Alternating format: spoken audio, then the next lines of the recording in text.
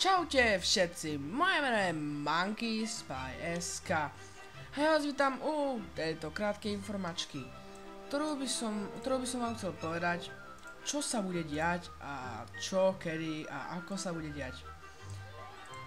MonkeySpy teraz nemá čas, lebo je u otca, potom príde na Vianoce domov, ale zase ide preč. No ale čo už narobíte, to teraz nebudem moc rozoberať. Ja vám budem povedať to, že na Vianoce alebo po Vianociach by som mal dostať nový počítač. Ale ja už vám dám vedieť, kedy ho dostanem.